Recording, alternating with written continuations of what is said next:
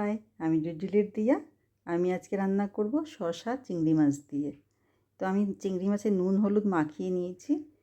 কড়াতে তেল গরম করে চিংড়ি মাছগুলো দিয়ে দেব। চিংড়ি মাছের অ্যামাউন্টটা তোমাদের যার যেরকম পছন্দ সেরকম দিতে পারো।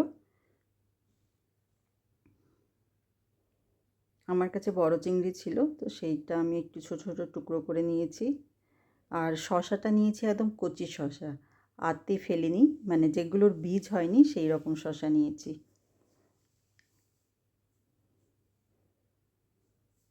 সাধারণত সবাই পাকা শসাটা খায়, কিন্তু এই কচি শসা দিয়ে একবার রান্না করে দেখো, খুবই টেস্টি হয়। চিংড়ি মাছটা যখন ভাজা হয়ে যাবে তো জল দিয়ে দেবো, এর মধ্যে নুন দেব, হলুদ দেব, আর কেটে রাখা শসাগুলো দিয়ে দেবো। দেখো আমি কিভাবে কেটেছি, একটু লম্বা লম্বা করে।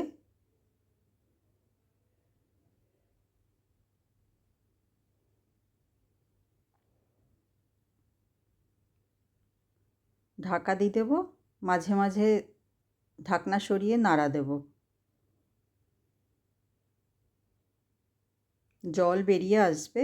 যদি একটু কম জল দিয়ে থাকো, যদি জল দরকার পড়ে উপর দিয়ে, তাহলে একটু গরম জল দিতে পারো। বেশি এক জল দেবে না প্রথমে, তাহলে একটু টক টক হয়ে যায়।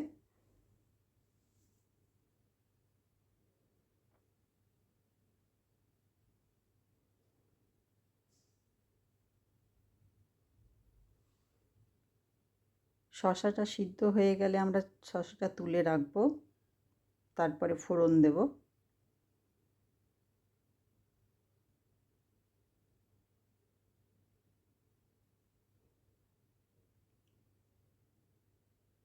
শসাটা থাকবে, কিন্তু তোমার আতিগুলো গলে যাবে, তাতে ঝোলটা ঘন হয়ে যাবে। আরেকটা কড়াইয়ে তেল গরম করব, শুকনো লঙ্কা দেব, আর হাফ চামচের মতন জিরে দেব।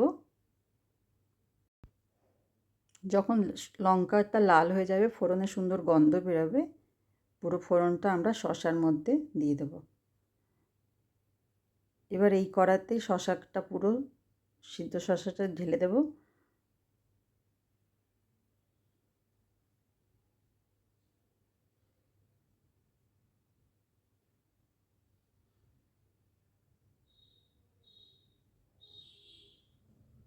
এমনভাবে নাড়বো যাতে আতিগুলো গলে গিয়ে ঝোলটা ঘন হয়ে যায়।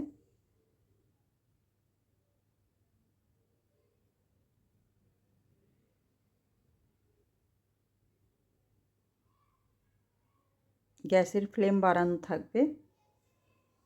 চিনি দিয়ে দেবো, একটু নুন টেস্ট করে নিও, নুন যদি লাগে একটু নুন দিয়ে দেবো।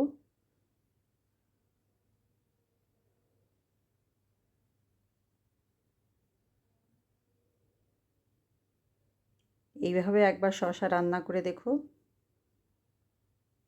আমাদের বাড়িতে সবাই খুব পছন্দ করে। ভালো লাগলে লাইক কমেন্ট শেয়ার করো, আমার চ্যানেলটা সাবস্ক্রাইব করে নিও।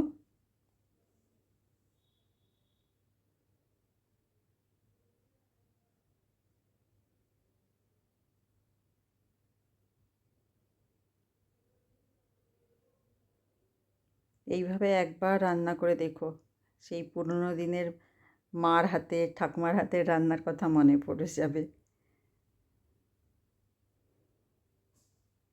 ভীষণই সিম্পল, খুব কম মশলা, তেল মশলা দেওয়া হয়নি একদমই।